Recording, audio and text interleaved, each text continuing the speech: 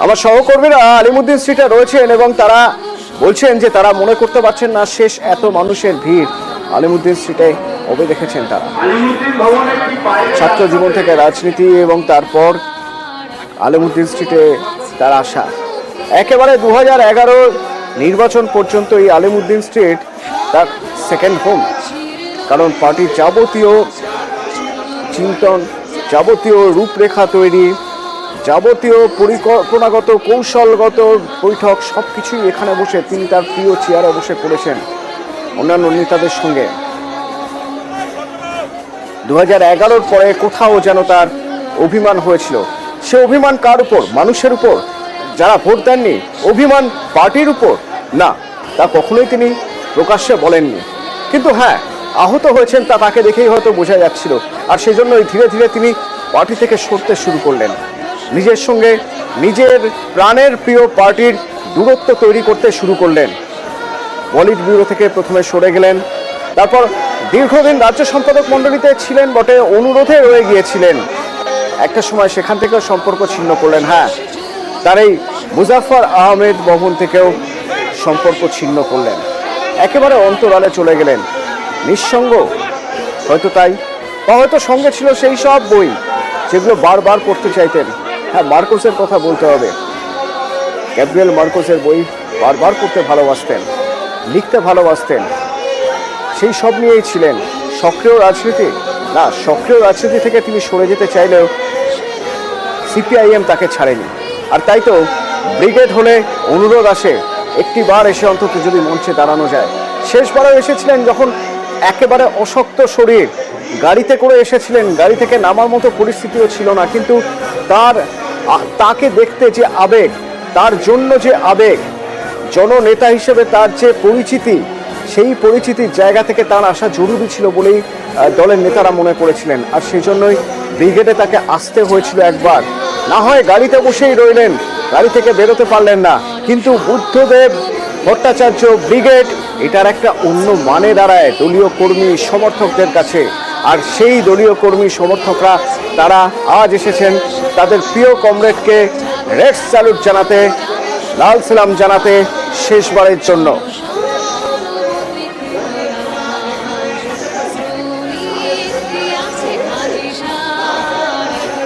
এখান থেকে রয়েছেন আমার সহকর্মী শানিক। শানিক, তুমি কি দেখতে পাচ্ছ ওখান থেকে আলিমুদ্দিনে গত কিছুক্ষণ বা গত কয়েক ঘন্টার ছবি যদি আমি বলি, আজ সকাল থেকে তো ভিড় বাড়ছে, সময় যত বাড়ছে ভিড় বাড়ছে, তোমার সুযোগ হচ্ছে তাদের সঙ্গে কথা বলার। কি জানতে পারছো, কি বলছেন তারা?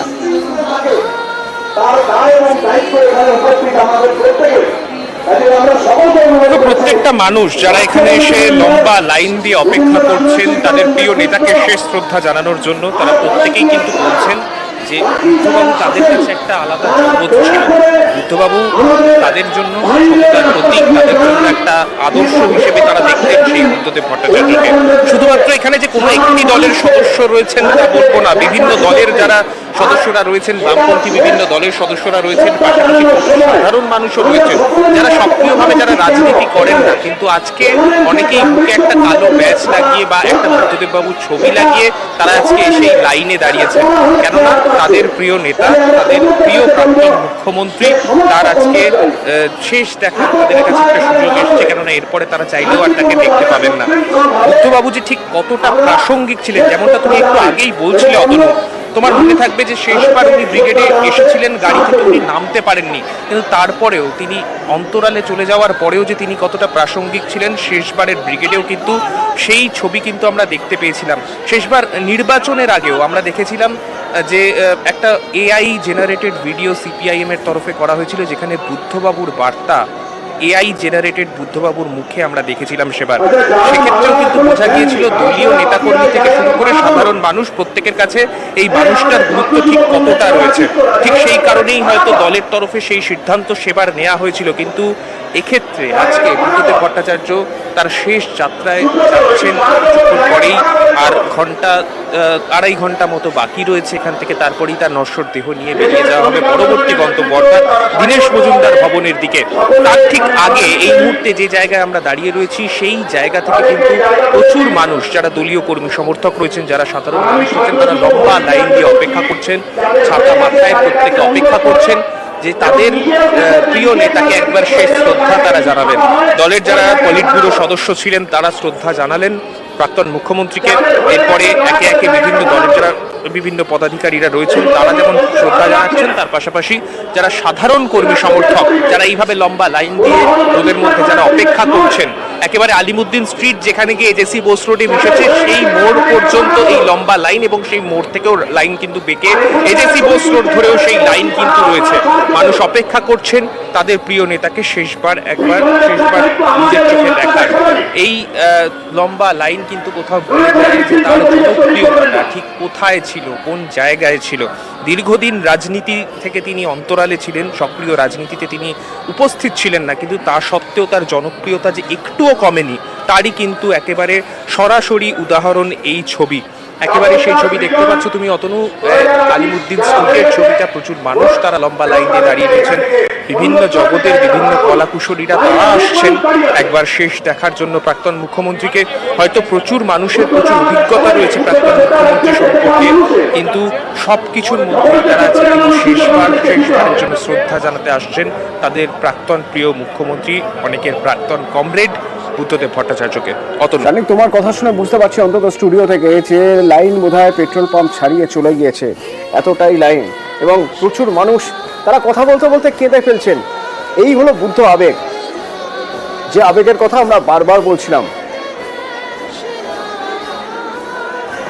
যে আবেগের জন্যই আজ এত মানুষ প্রান্তিক পার থেকে, রাজ্যের প্রান্তিক পার থেকে যেমন এসেছেন, তেমনই দিল্লি থেকে প্রাক্তন সাংসদ নীলোৎপল বসুও তিনিও চলে এসেছেন। তার কারণ বুদ্ধদেব ভট্টাচার্য তাদের প্রিয় কমরেড, তার শেষ যাত্রায় সামিল হতে হবে, তার শেষ যাত্রায় স্লোগান তুলতে হবে, লাল নিশান নিয়ে হাঁটতে হবে। এই আবেগের জায়গা থেকেই বুদ্ধদেব ভট্টাচার্য কোথাও হয়তো অন্য অনেক রাজনীতিবিদের থেকে অনেকটা এগিয়ে থাকবেন। আজ মৃত্যু যেমন জিতেছিলেন, মৃত্যুর পরেও হয়তো জিতেই গেলেন।